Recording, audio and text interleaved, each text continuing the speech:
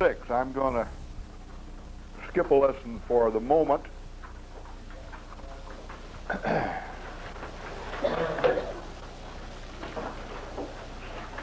And because it may take us most of the afternoon to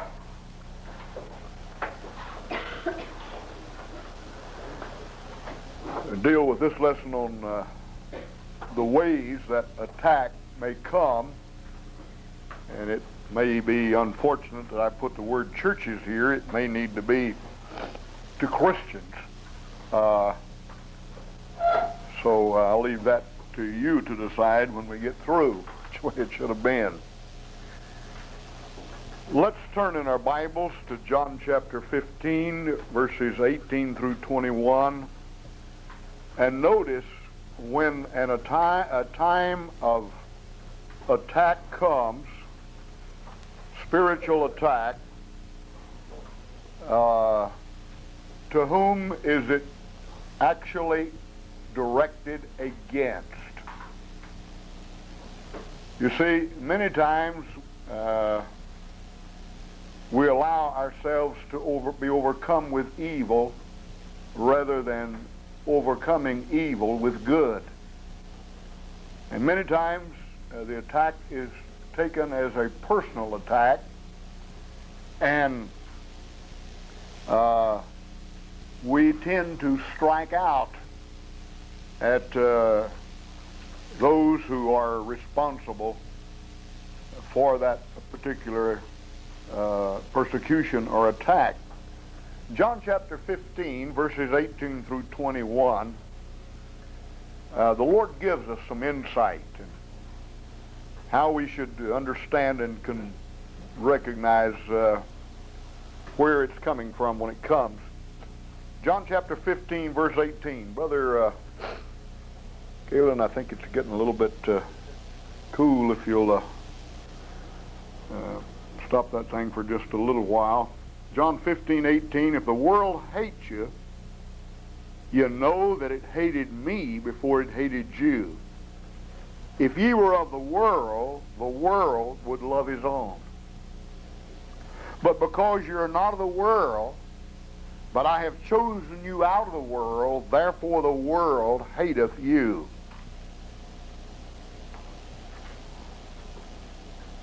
Do you see how that it is natural? Verse 20, remember the word that I said unto you, the servant is not greater than his Lord. If they have persecuted me, they will also persecute you. If they have kept my saying, they will keep yours also. But all these things will they do unto you for my name's sake, because they know not him that sent me. Actually, you see, the attack is against our Lord. Yeah. Right. It's because of him.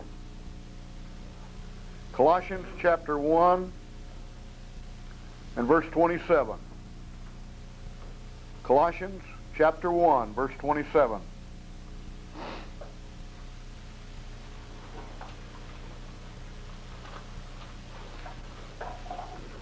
To whom God would make known what is the riches of the glory of this mystery among the Gentiles, which is Christ in you, the hope of glory.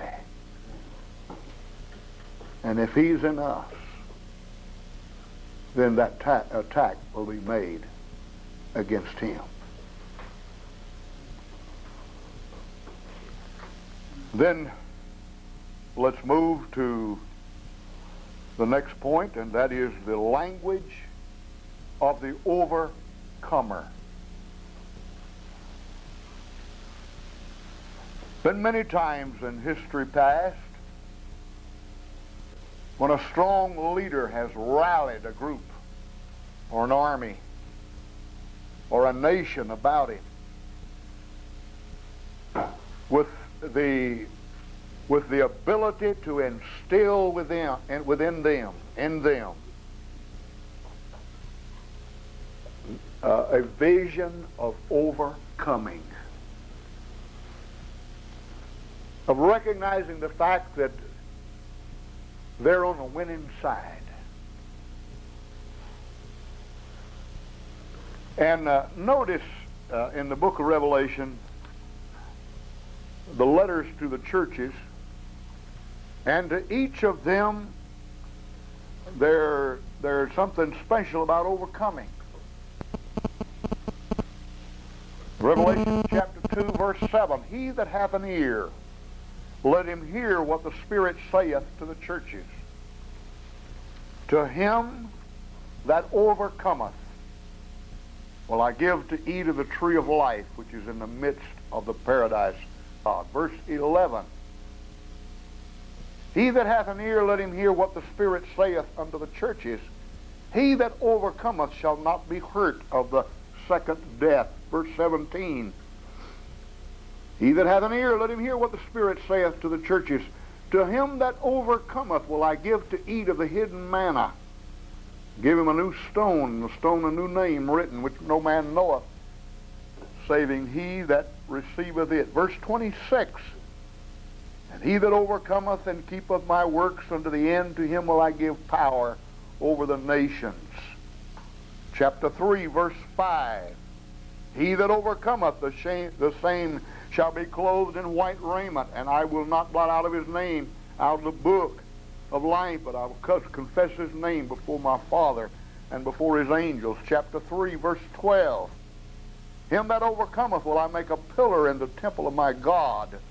He shall go no more out, and I'll write upon him the name of my God, and the name of my city, or the city of my God, which is New Jerusalem, which cometh down out of heaven from my God, and I'll write upon him my new name. Verse 21, to him that overcometh will I grant to sit with me in my throne, even as I also overcame and is set down with my Father in his throne. Now, to each of these churches, something was said to them about overcoming. When you look at the 7 messages, 7 churches, there are several things that stand out. One is that admonition, he that hath an ear, let him hear what the Spirit saith to the churches. And the other thing is that overcoming was a central theme as well. Should that not bear some application for us today? Should that not give us some indication of the unceasing, never-ending spiritual warfare and battle that churches find themselves in? Maybe that you misunderstand your pastor. Maybe that you feel that he's become a fanatic and a radical as he attempts to protect his people, and as he attempts to prevent them or to let them know, just like a mother and a father will let their children know of dangers are at, and what will occur if they overstep certain bounds. But today, overcoming is a nasty word among a lot of American Christians. You know, don't want to hear it. Don't disturb me with the facts, please. Hey, we got our program. We want to go on with our program. Our program is not necessarily what all is going to occur in the depths of the heart and the soul, but the real thing is what makes us feel good. Yep. You know? I mean, tickling ears. Yep. And tantalizing sermons, not messages, sermons. And that which makes people feel real comfortable. But when you begin to use the language of overcoming and the language and the vocabulary of an overcomer,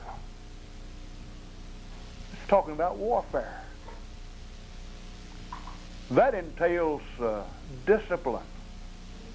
No man that warreth entangleth themselves with the affairs of this life.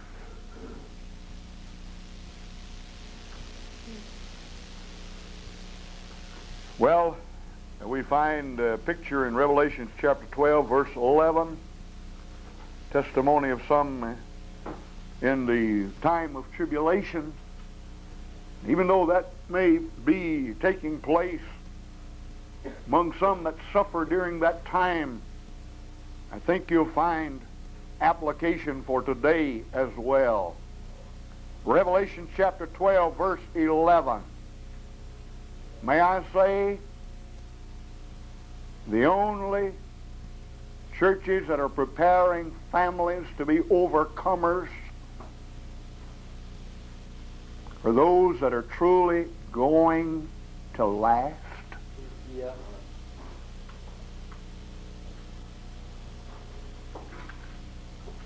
When families are being destroyed, and it's happening right in, quote unquote, the best of churches.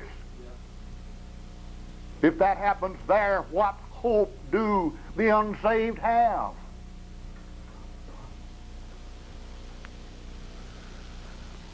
When today,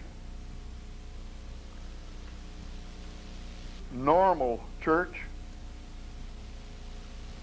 there are so many problems, so many lives destroyed, so many homes, and all that a pastor can do is try to heal and to soothe. I mean, it can't even put back together. And so it comes to the place to where when there are not those that are overcoming,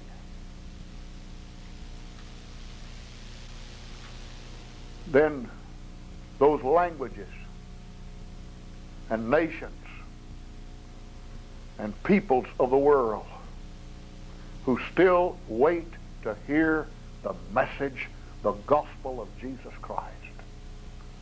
3,400 languages without a single verse of Scripture, without a single preacher of the gospel. We're the hope of the world through the Lord Jesus Christ. And they have no hope if we allow this to continue, because these churches will not be sending out to the world. Or if they do, they send out those that just can't take it. And then in 2 or 3 years, they come running home. Reason why we have that great attrition rate of 8 to 12% on the mission field every single year at this time today. We're not facing the facts. We don't have long. If the Lord tarries His coming, with that which is occurring, the condition of our churches, then we will no longer be sending missionaries out from this nation. The Lord tarries His coming, then somebody better do a good job on the foreign field. Yeah. Establish something that'll last till Jesus comes. Somewhere. So the language and the vocabulary of an overcomer is not a popular. You'll notice here in Revelation 12:11, they overcame him by the blood of the Lamb, the word of their testimony. Now, actually, this was twofold. It was backed up by the life. And then they loved not their lives unto the death. Notice, by the blood of the Lamb. By the blood of the Lamb. And I apologize to you, I have in parenthesis there, note the study on the importance of the blood. And I did not get that finished and put here in your syllabus.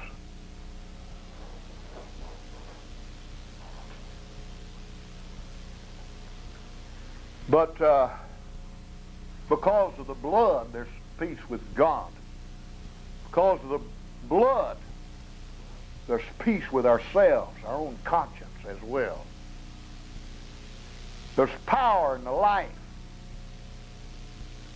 This weapon that God has given to His people, to His churches, is lost when there's liberal theology, a theology without the blood. When the blood's taken out of the songbooks, and then the blood is taken out of the book, the Word of God, by the new perversions of the Word of God. And then liberation theology. That theology today, many parts of the world, that the land belongs to those that work it. And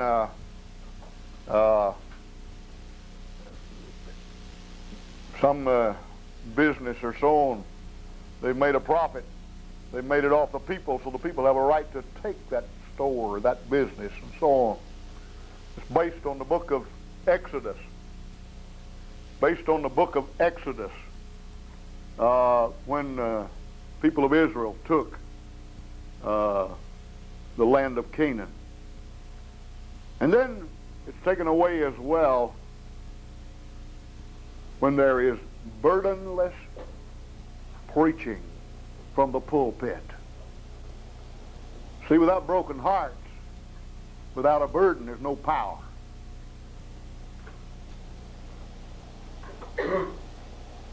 The importance of the blood we dare not overlook, we dare not ignore, we dare not play down the importance of the blood of the Lord Jesus Christ.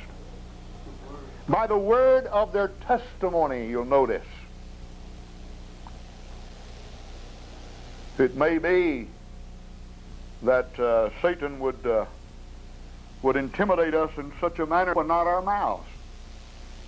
Or it may be that we give him advantage in such a manner that we lose our testimony and our credibility. And also, there is the internal enemy within. When congregations are divided, churches are divided. Oh, it's not advertised, but there's several little cliques or several little divisions within a church. The power of God's not there. They're not of one mind, one spirit. They're not knit together in one thing. It may take that purging. I mean, it may take a backdoor revival. It may take such a thing until a church can get to the place to where she knows the power of God upon her and has that credibility once again. Fear, unbelief, lack of love. I got suckered into a few situations as well, issues. And I didn't research out those issues.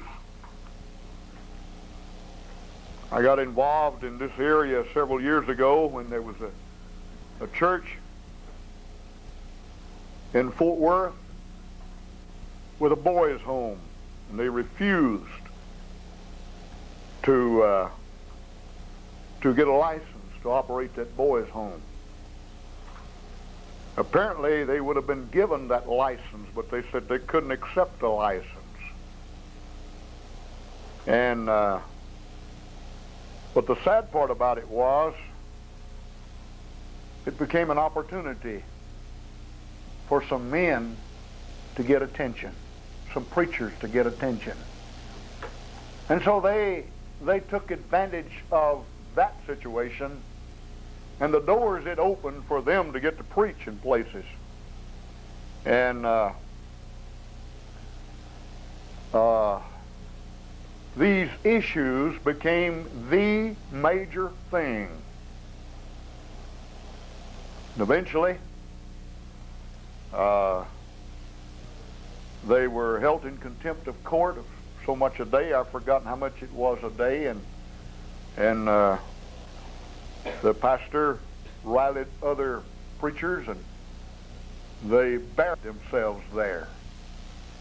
Held a 24-hour vigil for 6 or 8 weeks, and there were pastors from all over the state went. And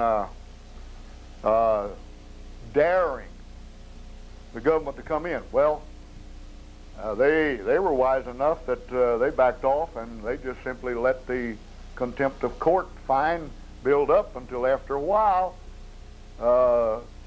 it was so large that all they had to do was just step in and confiscate the property. And I was in, there was a rally for them in this area, and I was invited to precede this particular pastor. And it was going to be on the subject of freedom. So I prepared a message. I took the Mayflower Compact and used that, and I dealt with the fact how that the first Constitutional Convention became deadlocked, and there was so much disagreement among the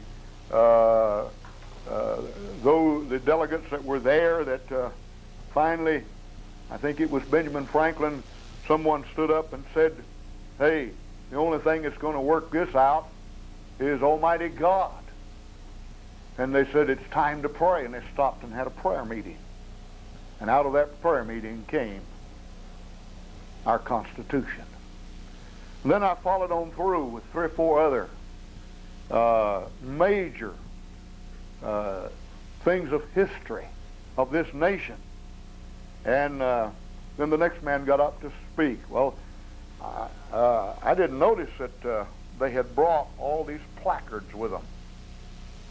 And these placards had something to say against the Attorney General of the state of Texas. The bad part about it was that about half of them were misspelled. And they were, you know, they were pretty ugly. They were cheap words. I mean, not a whole lot different than cursing.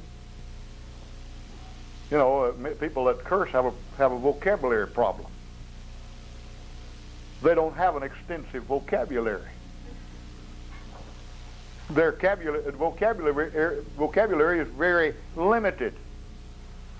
So the Attorney General was called all these names. And when the other man got up to speak, then all these people began to jump up, and they had their placards, and they were waving their placards. Well, the news was there, the television station was there, and the newspaper was there, and man, that was what they wanted. I mean, they got right in the middle of it all, and here they took pictures of all of this. And the man really did not have a message. What he did was sling mud and call names. And I was very ashamed. Well, what they had was a march from Fort Worth to Austin, to the capital. And so every 20 miles or so down the road, they found another church that would give them a place to spend the night, and they'd have another rally. And they'd get the media in from another area. But I'm afraid that their motives were not correct. What they did, they organized a telephone campaign. They got the unlisted number of the Attorney General of the state of Texas, and they had someone calling him in his home every hour, 24 hours a day. calling him at night in his bedroom, every night, 24 hours a day, and they did this over 30 days. And then they began to mail. Now what this had to do, I do not know. Packages of raw beef liver in the mail to the Attorney General.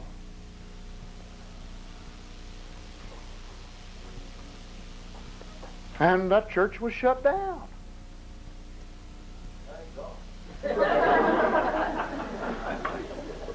But they thought that they were overcoming. Do you understand what I'm saying? Yes, sir.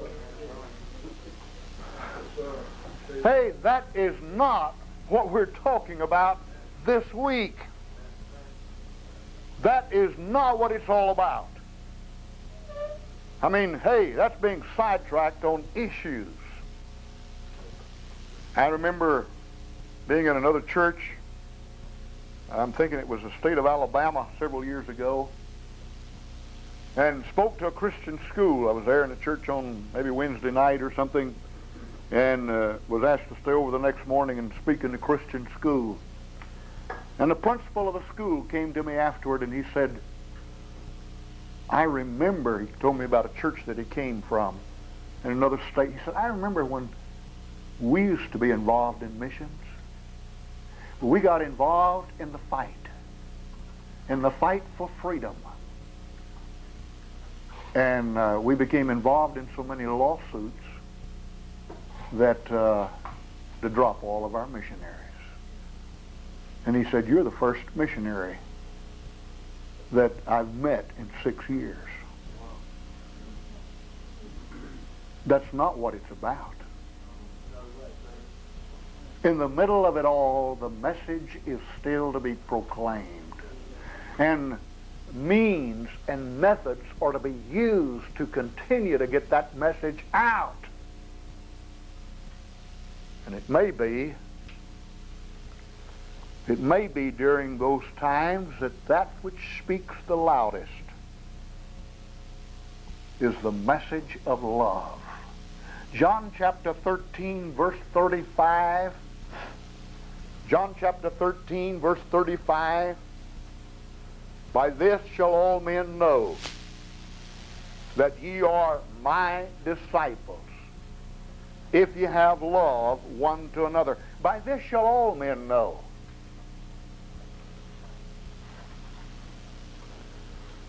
A church can have an impact through love in its community. Maybe that God would prepare us now. Maybe He wants to prepare us now. And those of you who know me know that how that in many countries we've been involved in major and mass means of outreach. But, and I am not saying that that is not to be done, but it may be we need to major more on love. That our people need to learn how to love. How long has it been in a community? How long has it been since unsaved people have seen somebody bring food in when there's somebody sick? How long has it been? Oh no, we have our health programs and our insurance policies and all of that now. How long has it been since somebody brought by $10 or $20 or $30 and left it with a family that has someone ill and so on? You see, that is the way that those that overcame, they were not overcome, they became overcomers. And in a society that was dog eat dog, in a society where there was nothing but hate, in a society where People were always looking over their shoulder, concerned about who was going to inform on them next.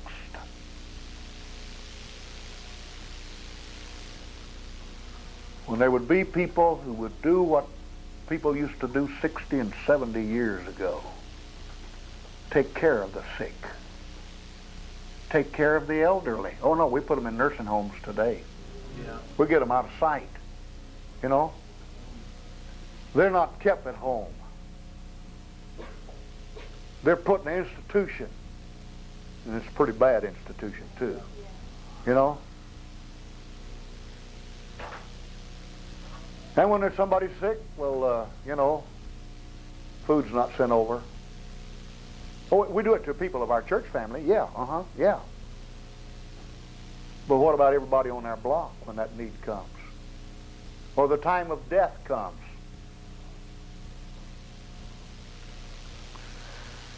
Well, being sidetracked on issues, good things, but secondary things, when we need to be focusing on people and souls. And in the process of it all, we get involved in the rat race, the vicious cycle. Haggai chapter 1, verses 5 through 7 says, Thus saith the Lord of hosts, consider your ways. You drink, but you're not satisfied. You eat, but you're not full. You earn wages to put it into a bag that's filled with holes. Thus saith the Lord of hosts, consider your ways. Isn't that a picture of the American way of life? Get caught up in gimmicks and gadgets and all of those things. Now we gripe and complain because it takes two members of a family to work, to maintain what we consider to be an absolute necessary standard of living. And so in the process, we do what Lot did. We lose our families and sell out our families.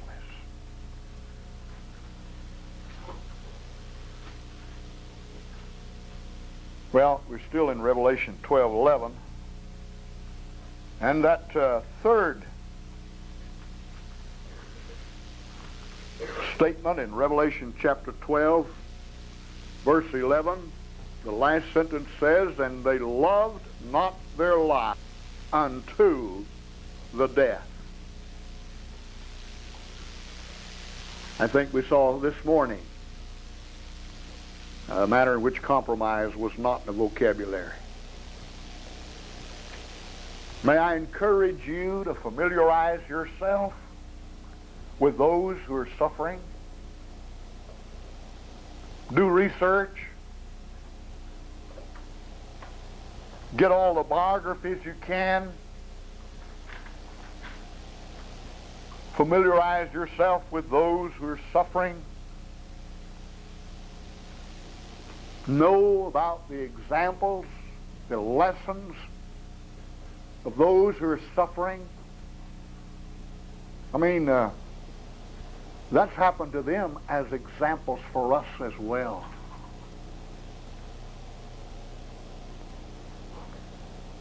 And not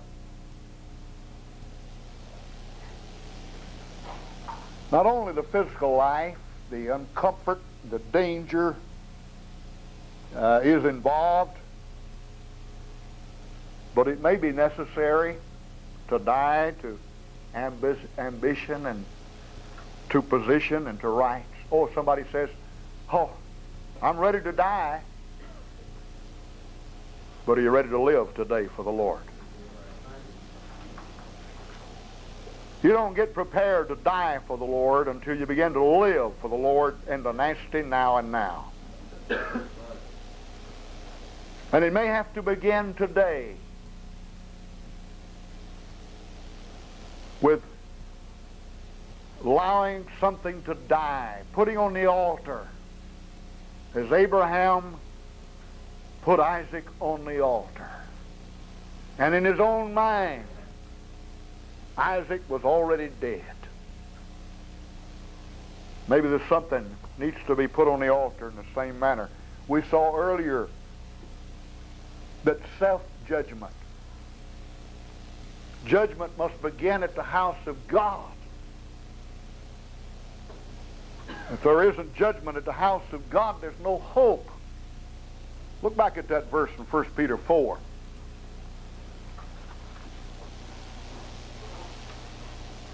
Verse 17, for the time has come that judgment must begin at the house of God.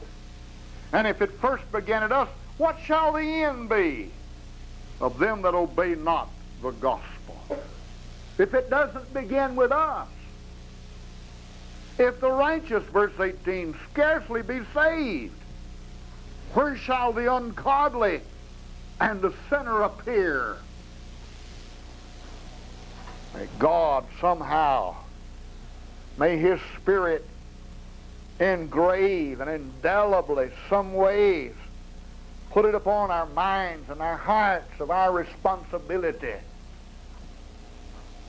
We do have a responsibility to a world. Now we have the gospel.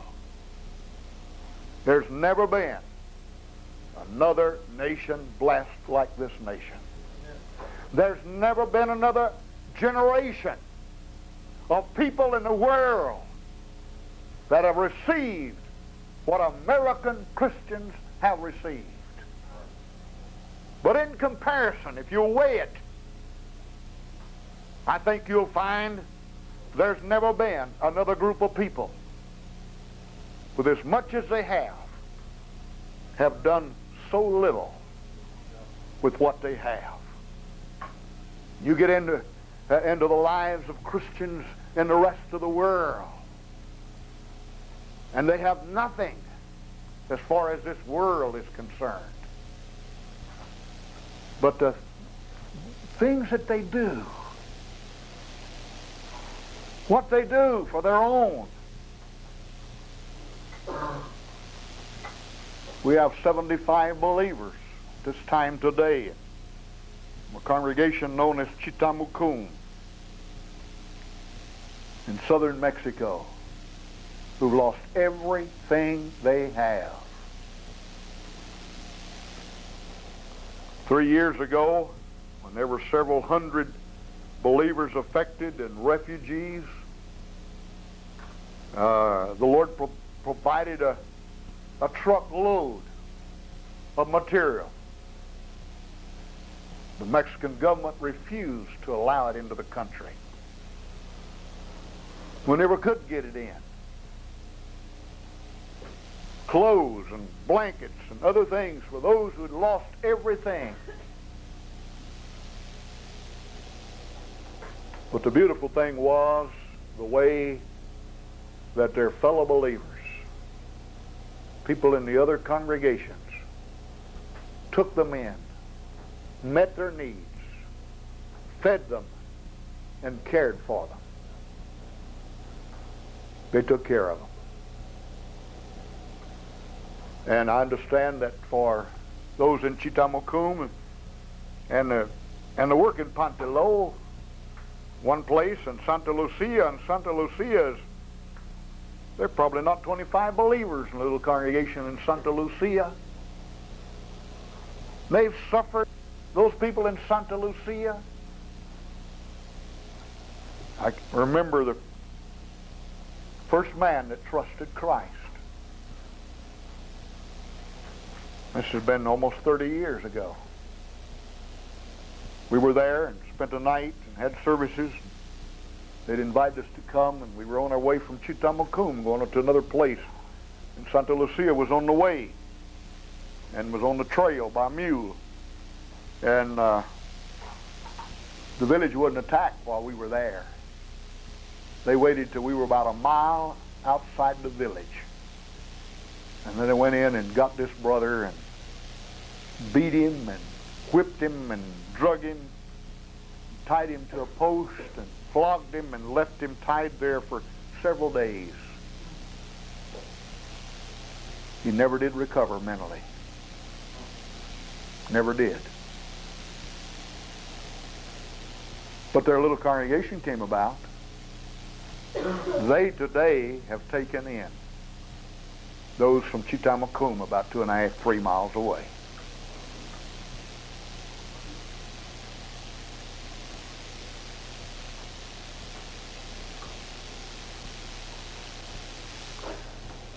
You'll notice point number 3, our outline here, the order of persecution.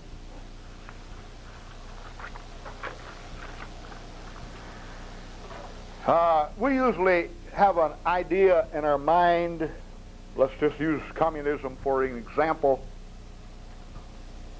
At first, before I began to get into some communist nations and visit behind the Iron Curtain, I had an idea of a general blanket thing, and that as in one nation, it was true in all of them. And but then I found that in each country, the authorities would go just as far as they could. And then when there was some resistance or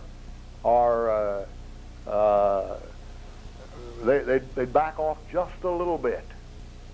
And so they adapted to each country, to each group of people.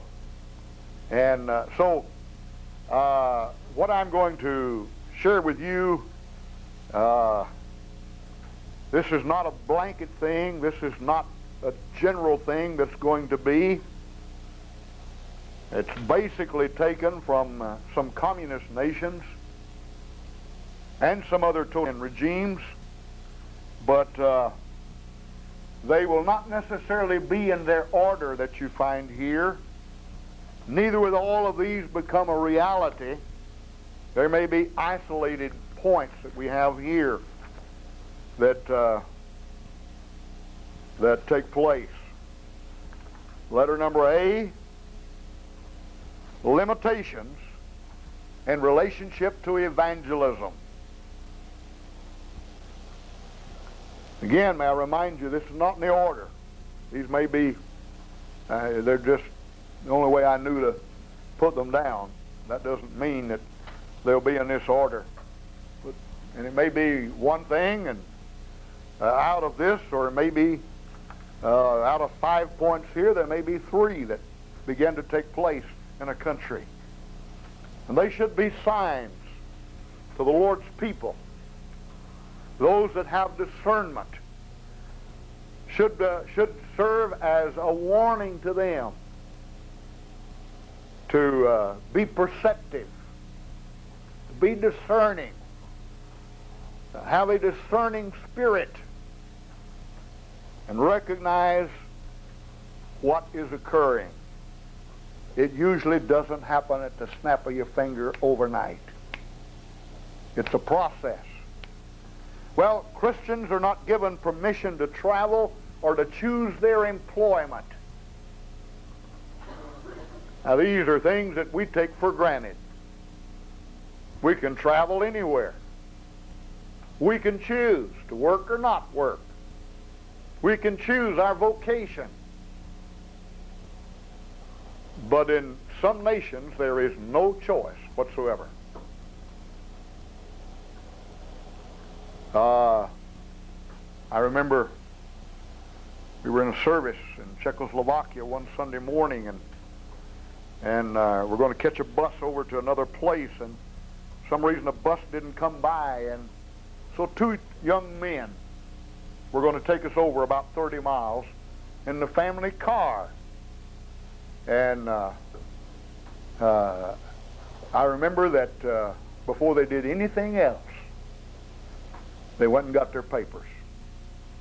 And they had their papers on them because of the roadblocks and the checks that would be made.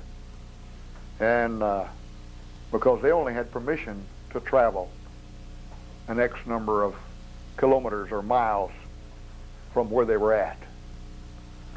Christians are not given permission to travel or to choose their employment. All Christian programs are eliminated from radio and TV. Now, all kinds of explanation will be given. I remember in Mexico, this was in 1980 or 81, we had radio ministry for, I don't know, in Spanish, maybe 12, 15 years. nationwide ministry for 6 years, and then we went into local stations and would be on as many as 5 or 6 local stations for 6 or 8 months, and then after we had made contact and we had found people and were able to follow up with the establishment of congregations, we would move into an area. Even though we didn't live there, we were in one part of the country living, and this was 600-700 miles away. We began to concentrate on another area of the country with radio broadcasts for 6 or 8 months. But in Mexico, what the excuse that the government used was the excess or the excesses, the false claims of the charismatics, that they were claiming to heal people, and they had no embarrassment about appealing for funds on the radio. And so consequently, because of what they did, that was what they used as an excuse to outlaw all Christian radio and TV broadcasts in the country. So, you know, all kinds of things may be trumped up, or some existing evil may be capitalized upon to use that as an excuse. Any religious meetings outside of church buildings are prohibited. There are some countries where the church property is called federal property. And if it hasn't been deeded over to the government, and then the government gives that group the permission, no open-air meetings, no crusades, nothing can be done except in buildings designated for religious worship. And then permission must be secured for the times of worship. To the Bureau of Religions, or whatever it may be called in a country, an application must be made, and it must be designated. The hours of service that are requested, the hours of worship service, if they give that permission, then that's the only time those church doors can be opened.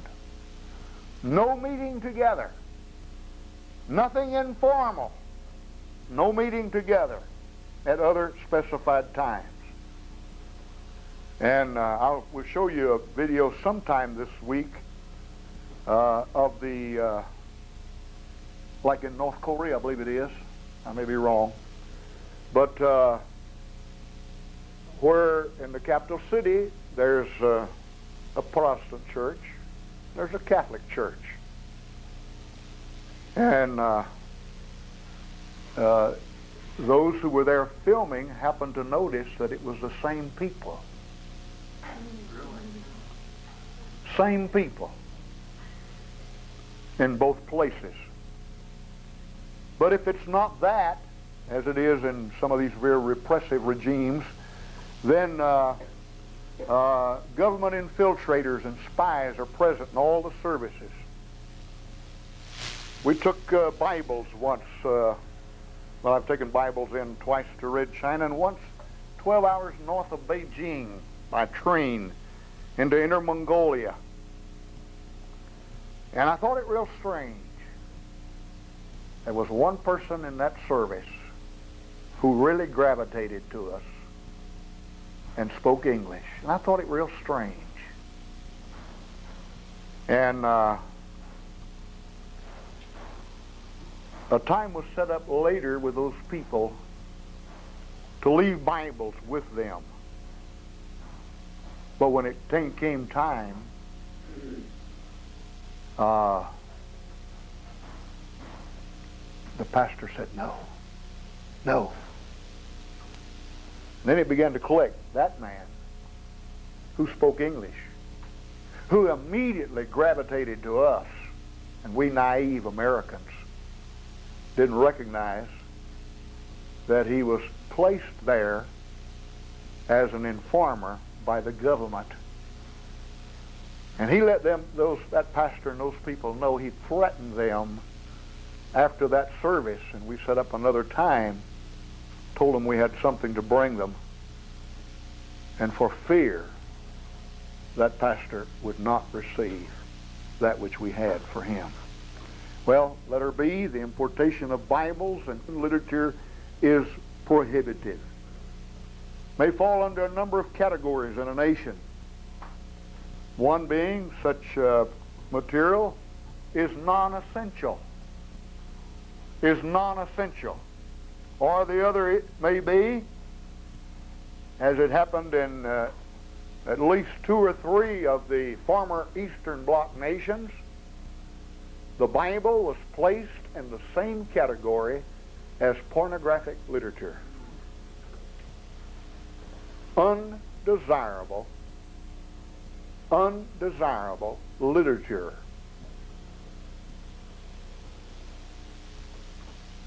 Letter C, foreign missionaries are expelled from the country. Laws come about limiting the ministry or the clergy to local nationals only. And, that's a good thing. Or by laws forbidding foreigners to work in a country. Others where only one can be a tourist with very limited permission. He's got 30 days or 60 days he can remain in the country, and there are places in that country that are off limits to the foreigner to travel. Or there may be, as it's true in so many Muslim nations, just plain direct threats and violence against foreigners.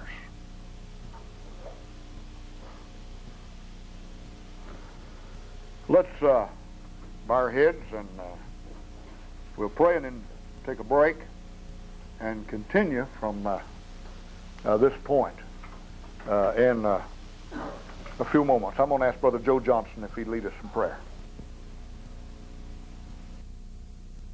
Yeah, I realize this may be very boring, but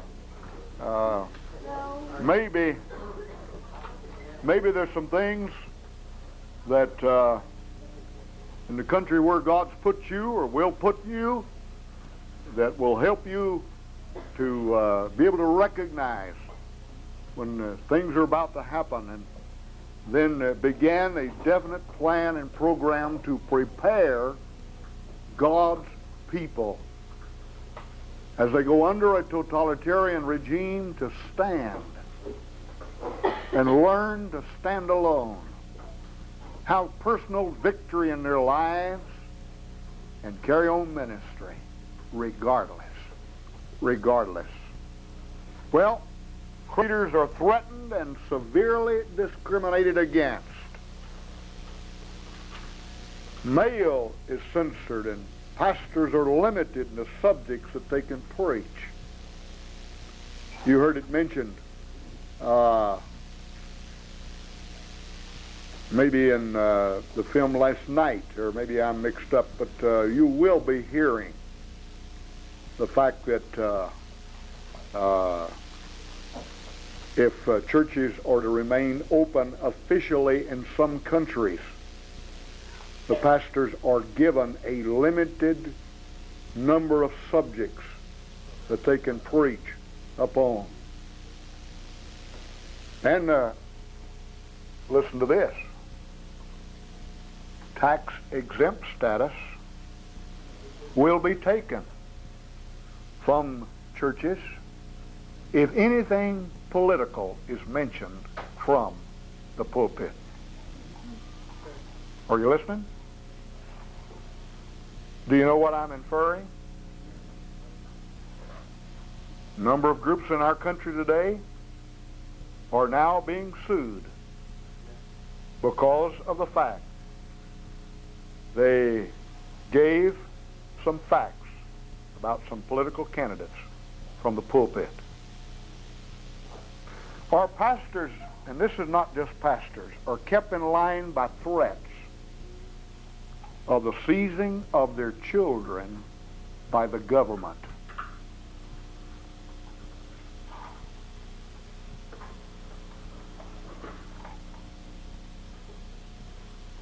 Did you know today that you don't have to have concrete evidence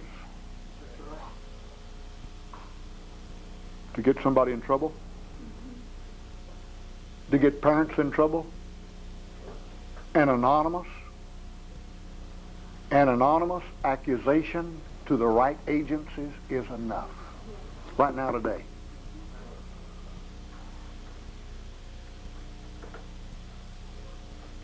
We had the health department come a couple of weeks ago for an investigation here because somebody driving down the road had called the health department and said that we were dumping raw sewage out of these trailers out on the ground.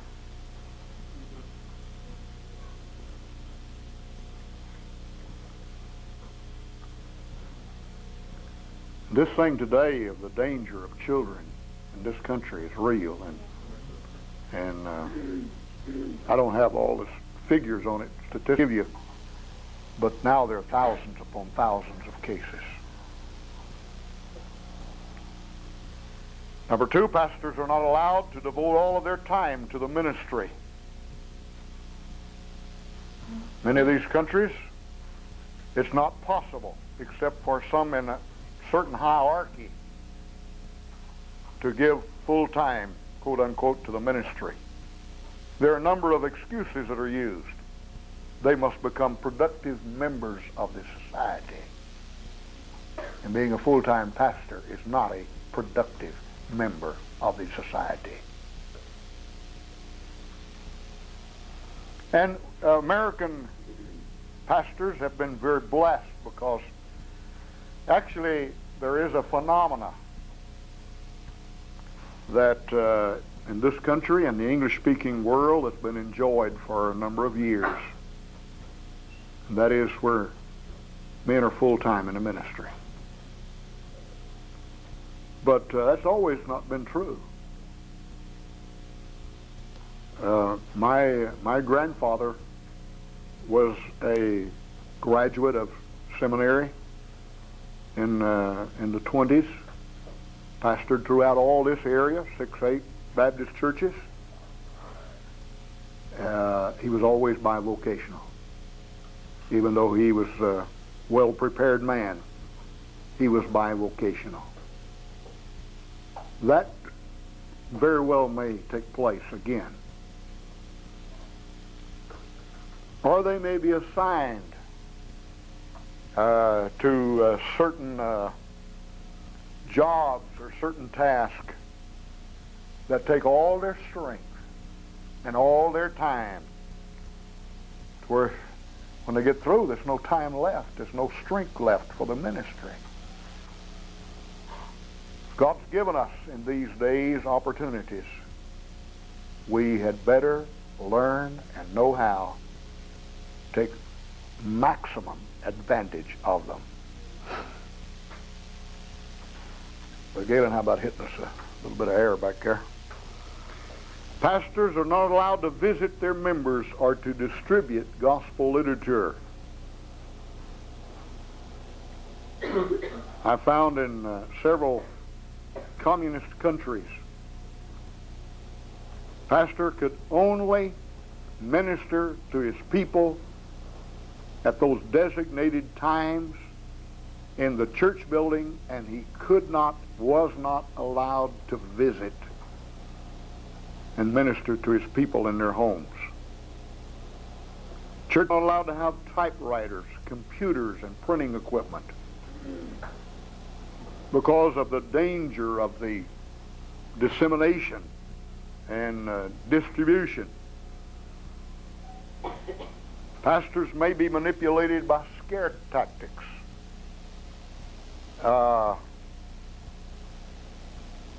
It's almost unreal and unbelievable. Some of the psychological techniques that are applied, it has to be diabolic. That men are summoned for questioning. I mean, you know, you never know. You get a notice to appear, certain office, certain hour. Never know when it's going to come. May come every 6 or 8 weeks. May come sooner than that. Never know. But just the always being under the possibility may be devastating to some. And in China, North Korea, every single citizen was forced to attend the government indoctrination classes. No one was exempt. And that was communism. Special tempting offers may be made to them as coercion or seduction. And you saw that in the film of Nikolai. Certain special privileges or the opportunity for a father to get his children in college or to certain vocations. Or they may be harassed by house searches. And those house searches apparently seem to be more prevalent during the middle of the night, when people are sleeping the soundest and the noise is the loudest on the door. And it seems that there are certain people that are employed. And usually it seems to be some that have psychological sadistic problems. Understand what I'm saying? Pastors may be assigned to work in some remote and distant place in the country, not always placed in a concentration camp, but to send them for forced labor in a factory somewhere, completely other side of the country, so as to isolate him from his people and from other Christians. And they may give him the most demeaning. I don't have that. I should have that book. I don't have it. I have it in my library, but I don't have it out here. I should have it for you. From the testimony of a man that I know in Czechoslovakia known as Blado, a lawyer, trained in the 30s in his country, a successful lawyer, but he was also a preacher of the gospel. And so he was forced to leave the ministry and work in a factory, but they gave him the most demeaning and humiliating jobs in that factory, so that he could be made a public spectacle before everyone else, to humiliate, just to humiliate him in the worst way possible. And pastors are arrested and re-educated, quote unquote. That may include torture, putting them to open shame, false accusation, untrue testimony, or brainwashing. Brainwashing, I've not heard that term used for maybe 20 years now in this country. I guess it's just not in vogue. But brainwashing is real. Brainwashing is a horrible, horrible experience when a person's whole makeup is affected, and one becomes convinced in his own mind he's guilty. That's a horrible thing. And it's quite a science. Quite a science. Harlam Popov was made to stand with his nose up against the wall for weeks, day and night, with a light turned on right above his head, and just as he'd pass out, buckets of water thrown on him, and they'd pick him up and put him back and make him stand, and he had to continue and do that for day after day after day, when after a while he was broken. He was broken. Moving on to letter E, churches are forced to register. All church leaders must be approved by the state. All sermons must be written out and reviewed by certain individuals or departments before they can be delivered. Statements must be signed before some are allowed to preach. There are a lot of examples of that the government will not be mentioned. Nothing political will be mentioned in the sermons. No attempt will be made to reach young people or anyone under the age of 18. Or the term of proselytizing is used. Be no proselytizing, no proselyting, no witnessing, in other words, no attempt to reach the unsaved, no evangelization. Denominations are forced to unite. Shortly after the Congo, the old Belgian Congo, in the early 60s, received its freedom from Belgium, all of the denominations were forced to unite together under the one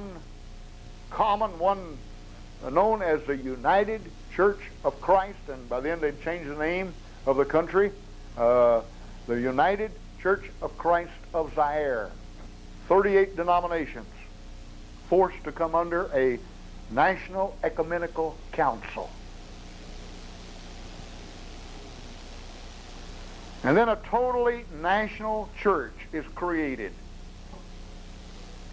Let's see. In English, I've forgotten TSPM. In China, the term is the Three-Self Church. And somebody says, Three-Self? How in the world would that explain?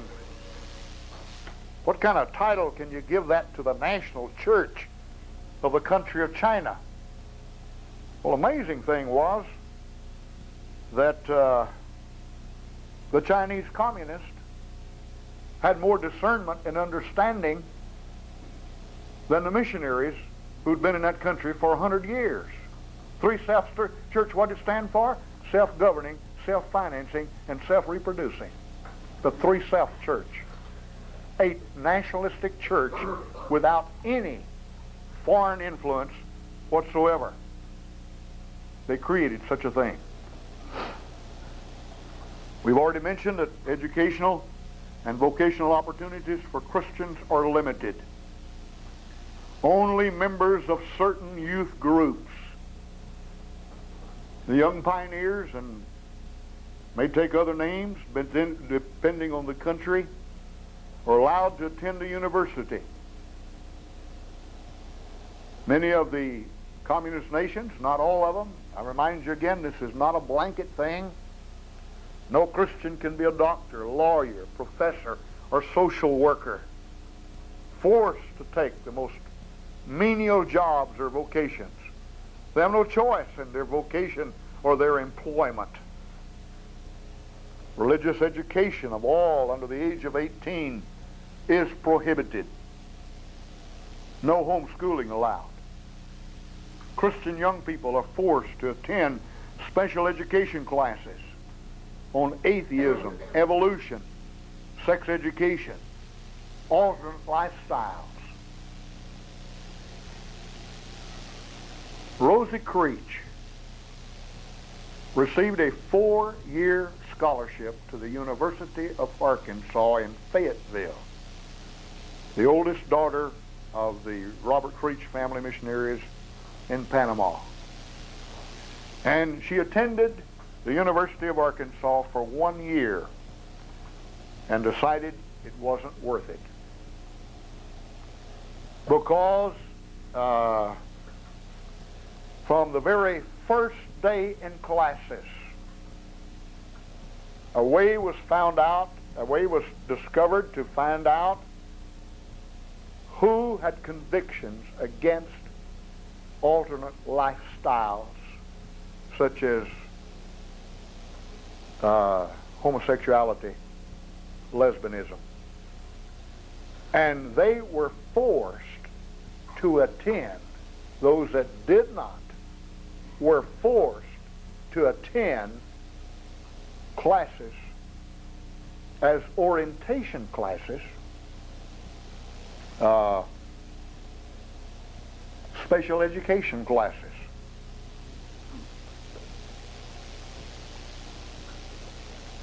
Parents that violate certain laws today are subject to the loss of their children. We've already mentioned that. And so as to isolate the Christians when these times occur, and you can't work hard, green card or whatever card it's called, and everybody's got it in their pocket in the country. If they do not have that card, they can't get a job. And when members of a family are arrested, the other members of that family lose the right to use or the privilege to use that card. And so it is a means of applying tremendous pressure to the family. Do you understand what I'm saying? Why, look, we're fixing to go hungry because of you. You're a traitor against the family. If you love the family, you know, if you love the extended family,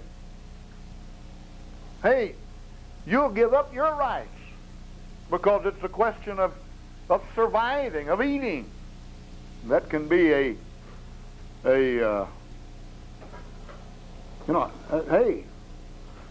I don't know as you can make up, I don't know what you can say until you get into such a situation as that.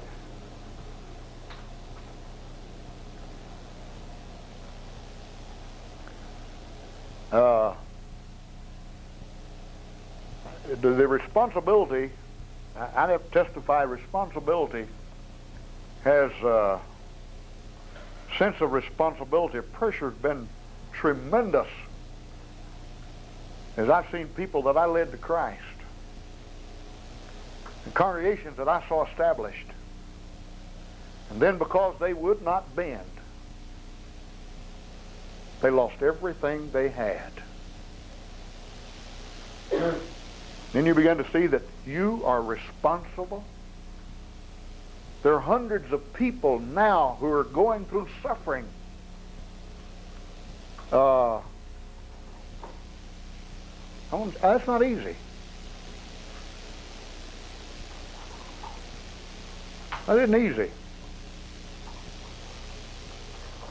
But when these believers lose those rights, those privileges, or those that certain green card or whatever it may be, and the family, sometimes they're ration cards, sometimes they're housing cards, and so on. They lose the right to hold down a job. They lose the right to buy food, the right to housing. They lose the right to medical care. I mean, you're talking about alienation. The only hope may be to escape the country. So let's be careful not to judge them because we hadn't been in their shoes. We haven't been there yet. And then the family is isolated by not being able to fellowship or meet together with other believers or even with extended family members. Church members are closed. When you people arrived in Albania, I don't know how many buildings had been opened, but the figures that I have are that 2,189 religious buildings in the country of Albania from 1945 to the 50s were closed. Every single building dedicated to religious purposes in that country. 2,189 were closed. Some converted to other uses, some bulldozed down, and some just left, abandoned, empty, to be an open reminder to the people of the failure of Christianity, of the weakness of Christianity. So the psychological techniques, I don't know how we could explain them any other way except diabolical.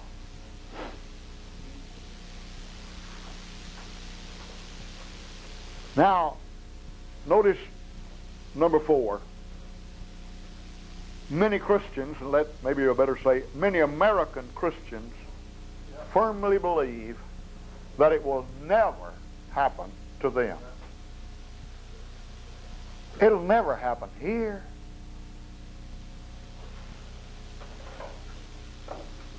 I don't know whether it'll be in a film that I want to show you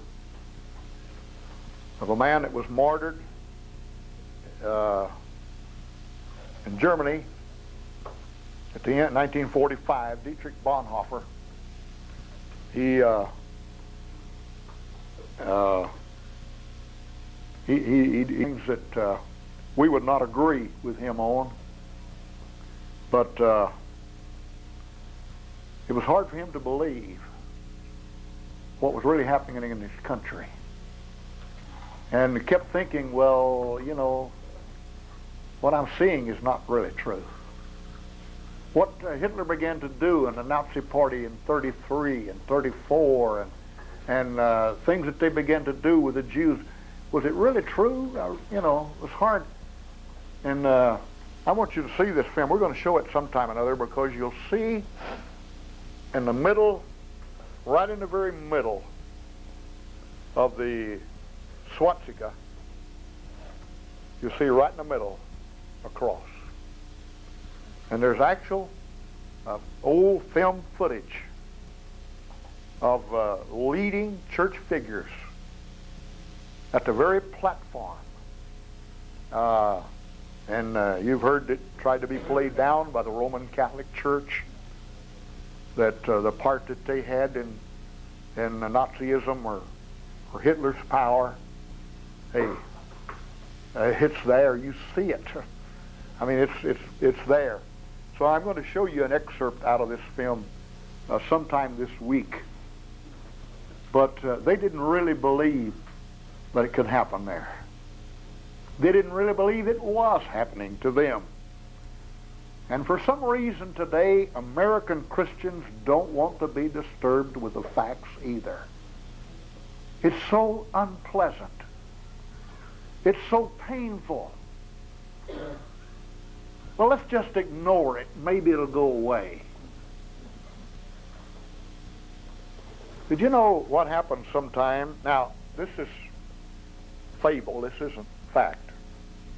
But it's for a number of years it was believed as fact about the Austrians, that when danger approached, he'd find a hole in the ground, or he'd find a place where an animal had gone into the ground, had its little hole back in there, and he'd stick his head in it. But now when he bent over and stuck his head in there, he became quite a target. He pretended that danger wasn't present, and if he just did not acknowledge it, it'd go away. Now, that isn't really true, but people believed it for a number of years and told that as being gospel fact. But it does bear out an illustration of what among the majority of believers this afternoon in our nation, their attitude toward this thing of persecution: we're exempt. It'll never happen here. Or, and it's so tragic and heartbreaking, and I find it in pastors. And I find some somehow don't, even after being as a missionary and sharing what's happened in other parts of the world, sometimes in a service, then they talk about the rapture and say that we're not going through it because the Lord's going to rapture us out. Now, I believe in a pre-tribulation rapture, but that does not exempt American Christians from suffering and persecution and tribulation, friend. We are not worthy. If you want to use that term, we have no right to be exempt, while 3,000 to 5,000 believers every single day. We dare not hide behind that, because if we do, we may be deceiving ourselves. Well, what are some lessons for us as we consider some of these things that possibly could happen here in our own country and our own people? Or maybe as you're in another nation, God puts you in some other part of the world. Suddenly you find threat and you find danger and you see things that are happening. First of all, may I say that every believer has the responsibility to pray for his nation and for its leaders. I said every believer. I'm not just talking about American patriotism. I'm talking about every believer, and every nation has a responsibility to pray. 1 Timothy chapter 2. I exhort therefore that first of all, supplications, prayers, intercession, giving of thanks be made for all men, for kings and for all that are in authority, we may lead a quiet and peaceable life in all godliness and honesty. It may be that many of our freedoms are threatened today because of the fact we have sinned against God by not praying for our nation. We have been lulled into the false sense of security, maybe, that this is our inalienable right, and this is the way it's going to be forever in America. Well, it says here that we may lead a quiet and peaceable life in all godliness and honesty. If we do not pray, if we do not intercede for those in authority, we may not have any right to any of those things, peace and all that comes with it. For this is good and acceptable in the sight of God our Savior, who will have all men to be saved and come to the knowledge of the truth.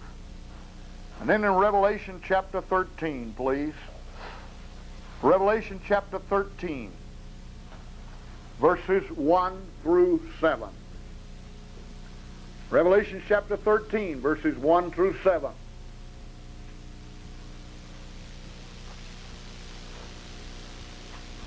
Let every soul be subject unto the higher powers. I'm sorry, what did I say? Forgive me. Thank you. Romans 13. Thank you very much.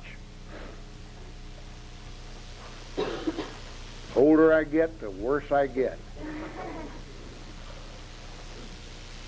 Think one thing and say another. And you please keep me straight, okay? I appreciate it. Romans, not Revelation, okay? Romans 13:1. This is rough now. Let every soul be subject unto the higher powers, referring to civil authorities. There is no power but of God. The powers that be are ordained of God. God's still in control. God's still sovereign. God hadn't been asleep. God hadn't been caught by surprise. Verse 2, whosoever therefore resisteth the power, resisteth the ordinance of God. They that resist shall receive to themselves damnation. Rulers are not a terror to good works, but to the evil. Wilt thou then not be afraid of the power? Do that which is good, and thou shalt have praise of the same. For he is a minister of God. Now wait a minute, these are unsaved people, ungodly people. How could they be a minister of God? Well, God has so ordained them that there might be order. There might be safety and security in a nation, in a society.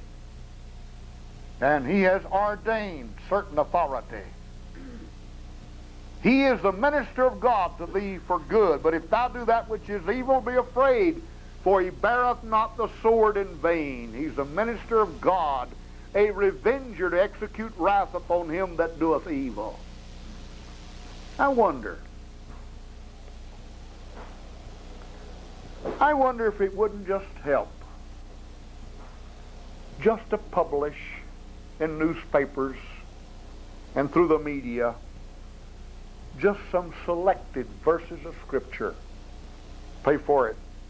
Put it in an opportune place where it'll be most read, maybe in newspapers and such a thing. There are so many today who would like to again remove the death penalty and so on. Yeah. Happens to be scriptural. Yeah. He that sheds blood of another, his own blood shall be shed.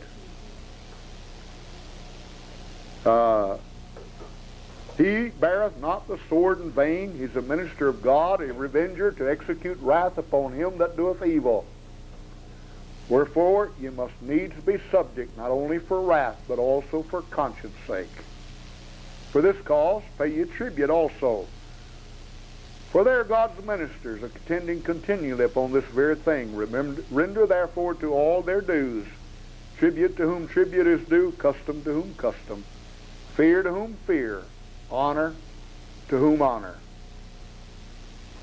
Owe no man anything.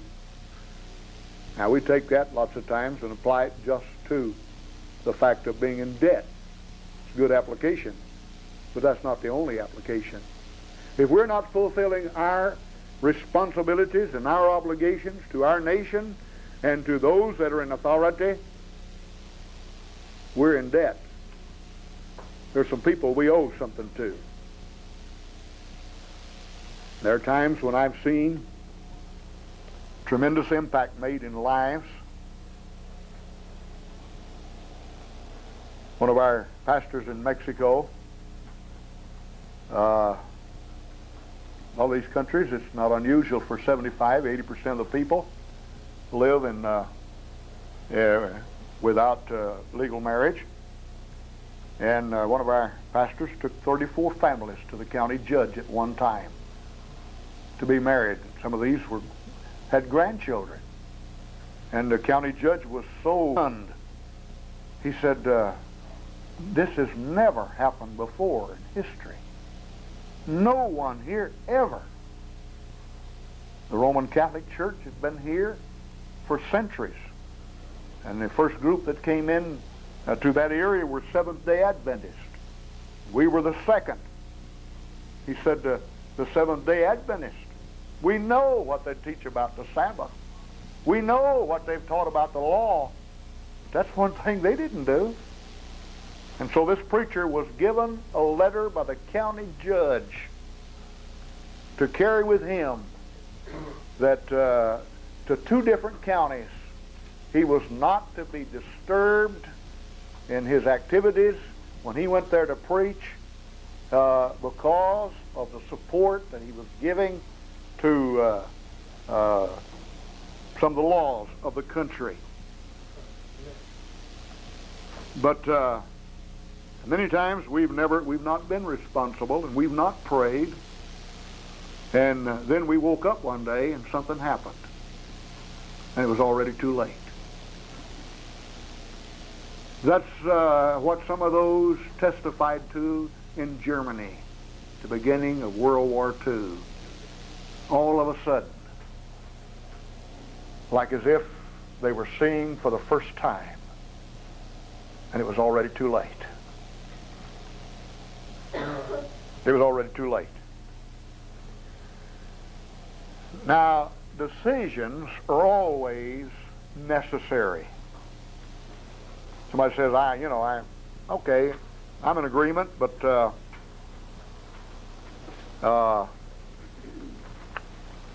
I'm in agreement, but let's just leave it at that. I don't, I know about it now, and I'm not going to do it. I'm not really going to do anything about it. Just, that's good. I'm glad. I'll keep that in mind. Turn to Daniel chapter 1. This is not in your notes, but Daniel chapter 1, verse 8. When Israel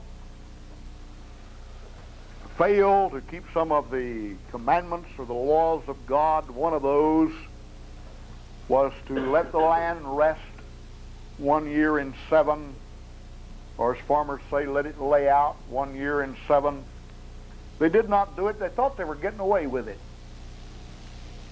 190 years went by.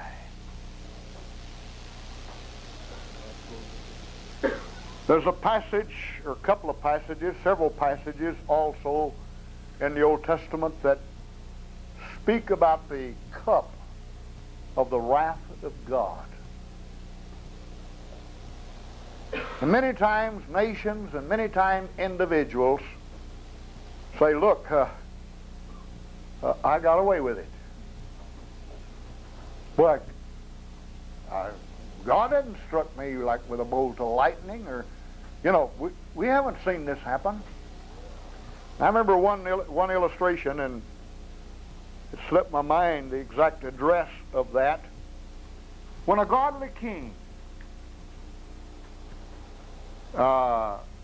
in his period of reign, there came the judgment of God, and he recognized the principle, and he said, it's because the cup of the wrath of God is now full.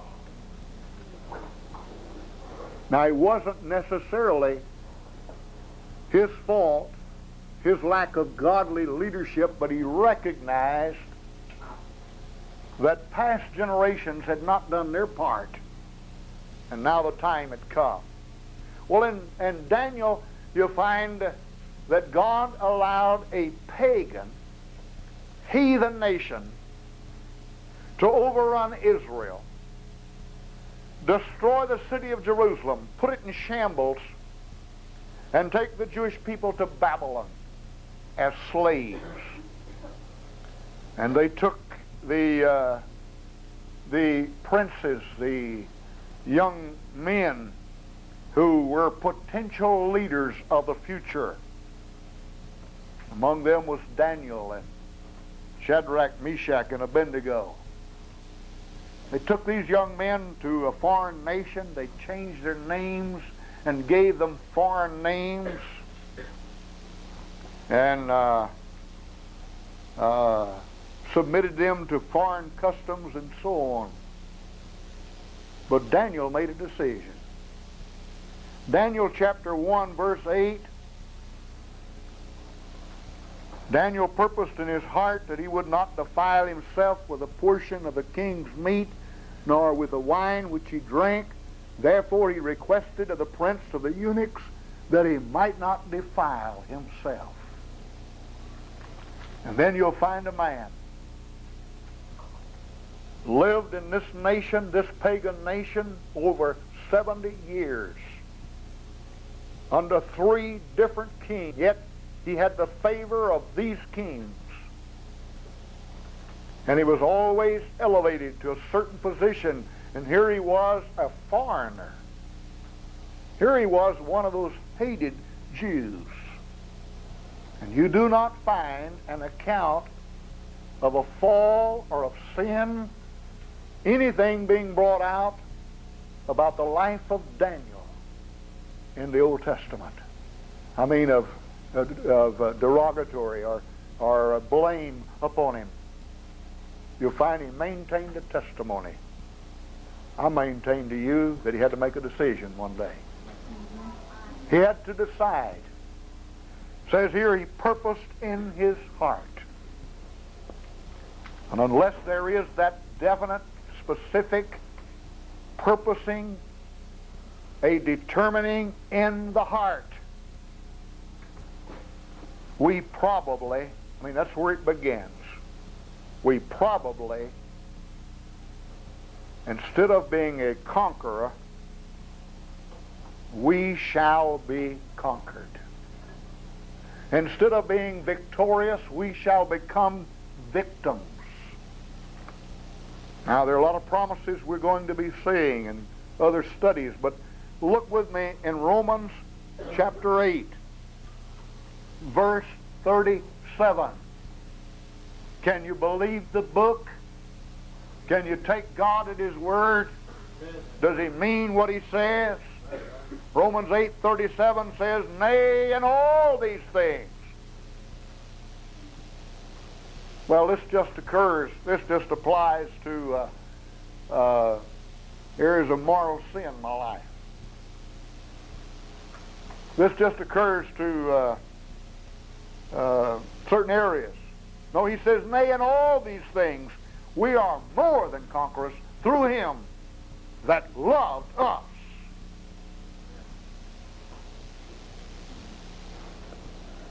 But it has to begin with a decision. Purpose in the heart, as Daniel did. Let's bow our heads together.